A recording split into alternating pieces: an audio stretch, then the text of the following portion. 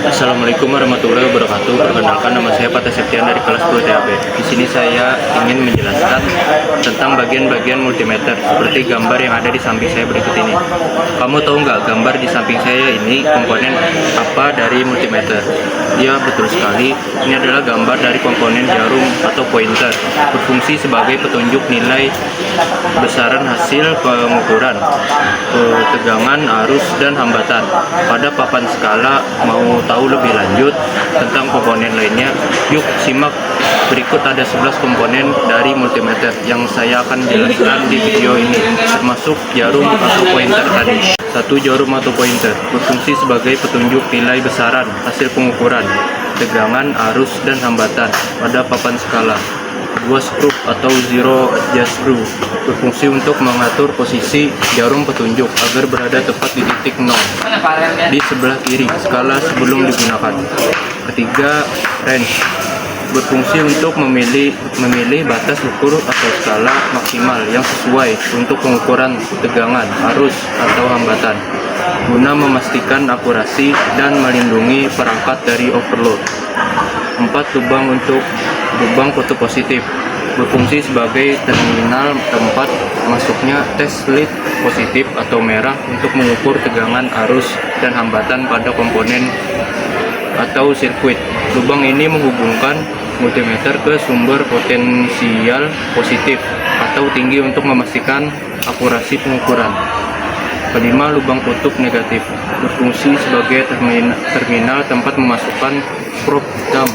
Terminal ini digunakan sebagai titik referensi umum untuk semua jenis pengukuran seperti tegangan, arus, dan hambatan, guna memastikan akurasi dan mencegah kerusakan pada alat.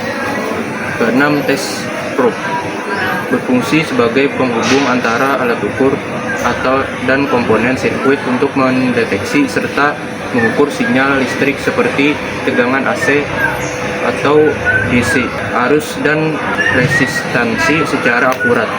Probe terbagi menjadi 2, yaitu probe negatif dan probe positif. 7. Probe negatif biasanya berwarna hitam, berfungsi sebagai terminal ground atau referensi 0 saat mengukur tegangan, arus, atau hambatan.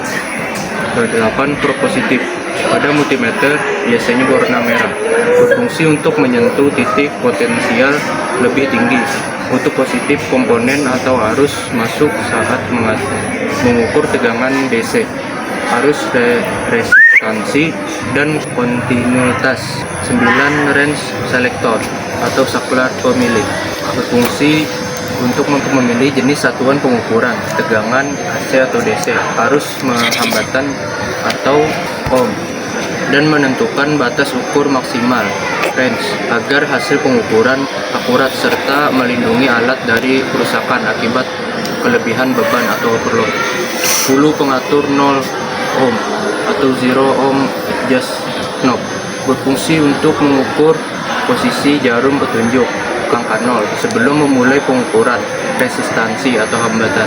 11. Skala berfungsi untuk membaca nilai hasil pengukuran listrik seperti tegangan, volt, arus, ampere, dan hambatan ohm secara akurat.